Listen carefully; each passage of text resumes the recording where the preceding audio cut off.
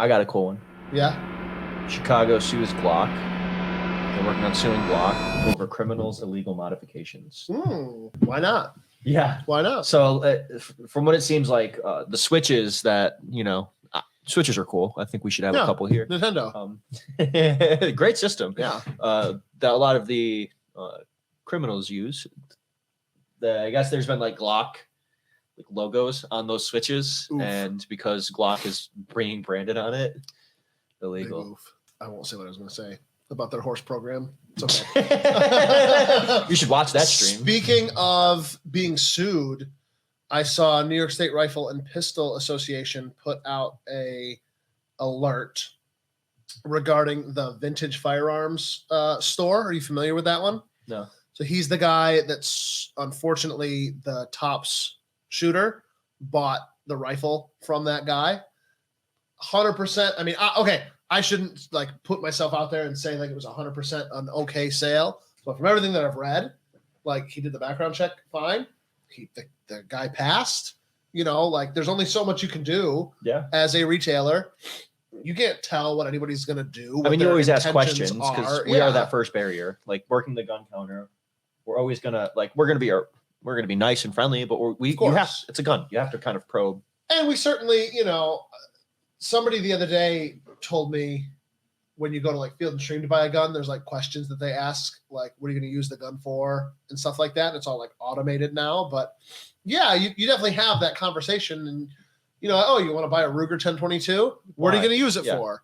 It's I'm elk hunting. Yeah. Right. And it's okay. Weird. Yeah, I'm gonna feel you out here or whatever. But so yeah, the vintage, I think it's Vintage Firearms LLC.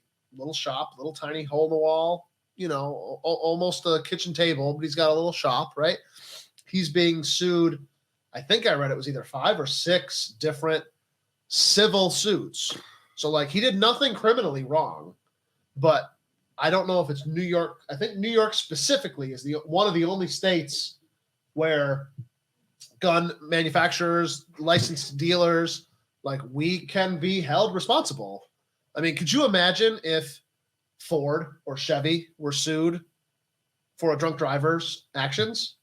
Right. We didn't design the car for that purpose. We, same thing with it was a Smith & Wesson, whatever it was. We designed that rifle for home defense, target shooting, whatever. That is kind of a hard argument with guns because anyone that tells you guns aren't designed to kill is kind of wrong. Yeah, there's a huge recreation and sport aspect of it, but that's why they were invented in the first place. I guess if you look up murder, items used to commit murders, hammers. Hammers are pretty high up there. Lead that list. Hammers, fists, baseball bats, and knives. Fentanyl. So, are you going to sue Buck Knives?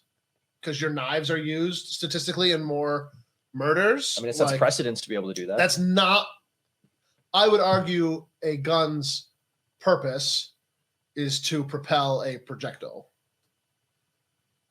Right? A knife's purpose is to cut. You can do with that. You can cut rope. You can cut this. You can use that projectile to punch a hole in a piece of paper or defend a loved one or, from a law enforcement or, right. Yeah. You can hunt with it.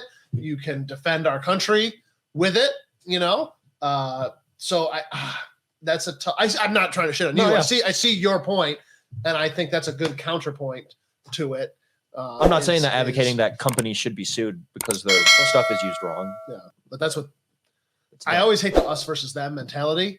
But there is a anti-gun side, and that is one of their arguments. Is like we said before, no one should own one of these items, and we see this so plainly as such a logical fallacy because the AR-15. I mean, okay.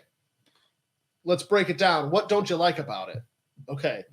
It's a powerful cartridge. Well, okay. It's a 22. Relatively speaking, but a rifle that you're totally okay with because it's got a wood stock, technically that shoots a more powerful cartridge that could be more powerful at further distances. We can't be mad at computers for accelerating our First Amendment rights. Just like we can't be mad at firearms being better made and easier to operate Like we really have to separate those things. And again, we as pro-gun people see that, but it's a very hard and uphill fight for our rights, and they're constantly under attack. I think we as pro-gun people, we see, based Roger Benitez over here making his decision, and we're like, we did it, victory. It's like, no, as soon as that decision came out, there was 10 versions of every mom against gun violence, or whatever the hell the group is called, like trying to think of the next way. Like, well, now we have to ban them this way. Now we have to ban them this way. Yeah. Like